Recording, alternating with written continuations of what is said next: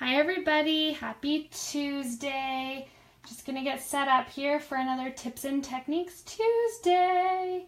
I'm super excited because for Tuesday, everybody else might be kind of sad it's the start of the week, but my Tuesday is actually my Friday. So this is very exciting. Every time I get to go on here, it means I'm starting my weekend.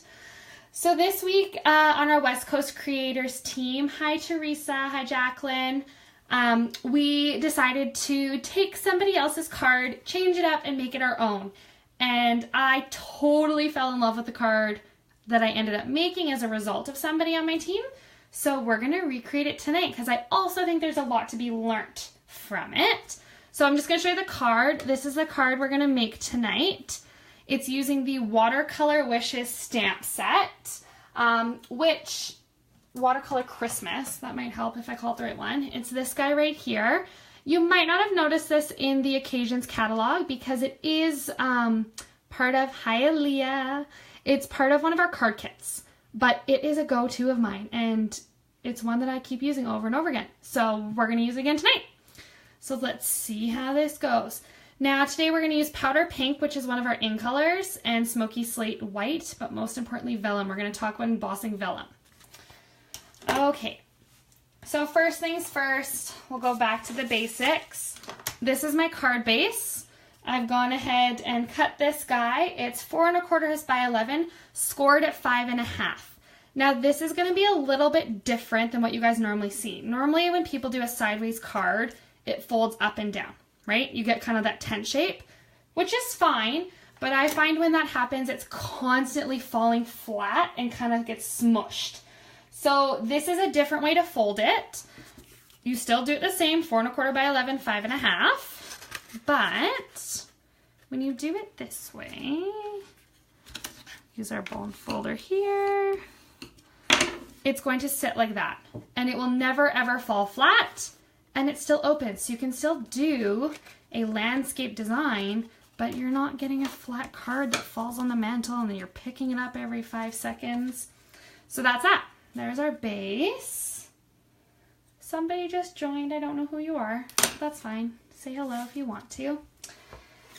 Next step, we are going to cut our vellum. So here's the vellum, kind of that like opaque window type material. It is cut 4 by 5 1/4.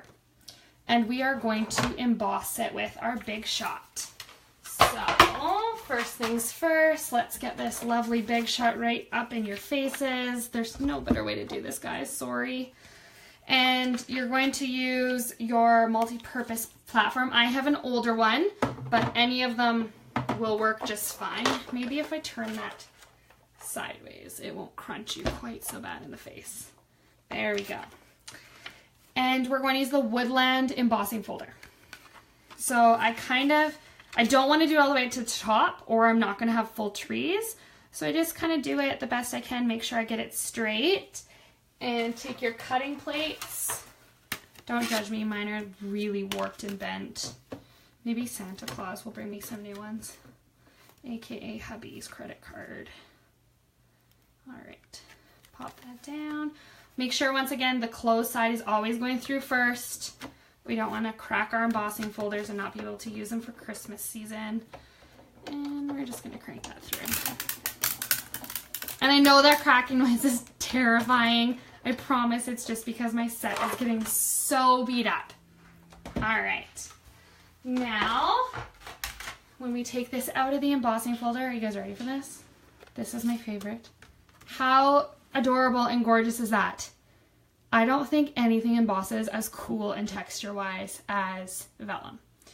So the light barely does it justice, but see-through, you know, winter tree light. Gorgeous. Love it. Hi, Nicole. Oh my goodness. I haven't heard from you in a long time. All right. Then what we're going to do, we're going to take Whisper White, and this is 5 3/8 by 4 1/8. Kind of weird measurements, I know, but we're just going to go with it. So that's that. And let's get some stamping going here. So take our Oh Joy. Now, as you saw in the sample card, I used 2 colors. So this is a little bit different again. Move back out of the way. grab my Pierce mat because like I said, I can't stamp without this. And I'm just gonna grab a scrap of white paper.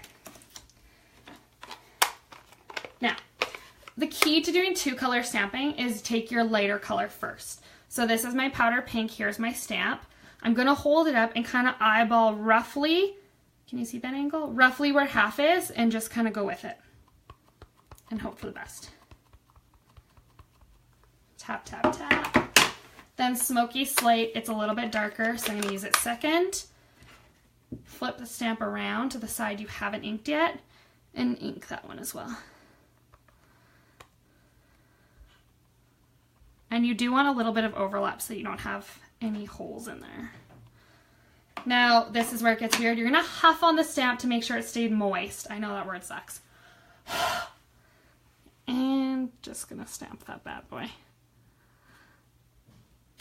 Ta-da! That is what we call a 2-color stamp. So you can do this with anything. Thanks, Aaliyah. Just make sure that lighter color goes first. And now let's cut this out. We're gonna use our stitch shape framelits for this one. Bring this right back in your face. And this is when you wanna resort to your magnetic platform to make sure that you're lining everything up perfectly. So throw that down. You guys can see that okay. And just line this up. You can manipulate the framelit however you want since you're on the magnetic plate. It looks like some's gonna get cut off, but I promise it won't. Hi, Jill.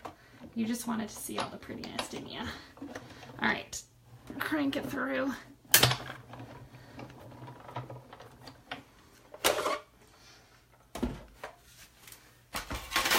Okay. There we go. We have a sentiment. Hi, Jamie. And then I just already cut this ahead of time. I used my layering ovals to just cut the next size up. So we're gonna grab some snail and just put some adhesive on this. Line this up in the middle. Step number 1 is complete. Now this is where we're gonna get a little bit frustrating. A lot of people are not a big fan of using vellum because it does show adhesive. So I'm going to do something kind of backwards first. I'm gonna take, this is the powder pink shimmer ribbon. It's kind of hard to tell, there's the light, but it's gorgeous. I never noticed this in the catalog and then I got it as a prize and I'm obsessed. So we're gonna use that and we're actually that's gonna allow us to use the vellum to the card. So with the ribbon, I always suggest using fast fuse just because it really holds it in place. So, you know, throw some adhesive, try to drive straight. Hopefully you haven't been into too much wine yet at this stage of the game. But like I said, Friday night, do what you want. And I'm gonna take my vellum. Now this is gonna be cut a little bit larger. I just find that easier to work with. And put that down. Then I take my paper snips, flip it over, and just trim away. All right, so that's done. Okay, now by doing that, nobody's going to see this back side where you have vellum. So this is where I'm going to use heavy duty adhesive. So I'm going to grab my fast fuse again, or snail if that's what you prefer, and I'm going to literally just trace right where I put the shimmer powder pink ribbon so that you're not going to see anything, okay? Because this is so light, that is going to be enough adhesive. Hi, Kathy. I know. She says you're excited for the class with the cousins, though, so I think secretly you're obsessed, too. That's okay. We can all be obsessed together. All right. So slap that one down. It's sticking up a bit at the top. That's fine. I have a plan. Don't worry. I'm not going to leave you hanging because we're going to put some dimensionals on this. Now, I just had a card class this weekend. We did some tags, which was great fun. I provided the adhesive, so I got left with all these, which aren't full dimensionals, but don't throw this out. This is real estate right here. Cut this and use it as the scrap so you're not wasting anything. Now, because I know this is going to go roughly about here, that gives me another allowance for some adhesive. So I just lightly hold this up, With fast fuse, make sure you make a check mark to end the adhesive and put that down. Ta-da! Pull this back.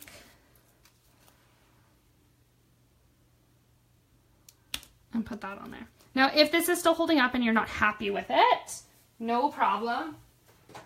This is when we resort to Tombow. It is the only thing I will ever use on vellum that is going to show. Now, there's two ways to do this. You could be awesome and brave, but I'm not. So I kind of cheat. I take my silicone mat. Let's get this out. So this guy right here is just silicone mat. I put a little bit of adhesive here. I grab just a paintbrush from wherever you can get a paintbrush, and I just lightly kind of go like this. You're not going to see that at all. And then just hold it down for a second or two. Maybe grab some for this corner and hold that bad boy down as well. This will stick, it just takes some time. Okay, then flip it over. We're going to get that out of the way. Put some snail on this guy. Move that before I stick the whole card in glue, because that would suck. Put our base. Just like that. Now on the original, I did use some rhinestones to kind of jazz it up. But I'm feeling like we need to do something new tonight to change things. So we are going to use some of the pearls. These guys here. Just gonna grab the smaller size. Maybe throw one there.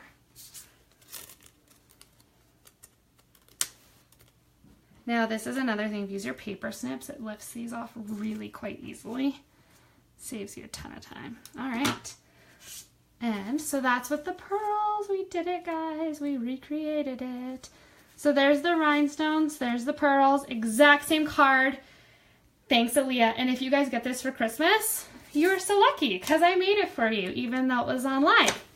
So that was it for tonight, everybody. I will see you next Tuesday for another tips and techniques night. Have a great week, everybody.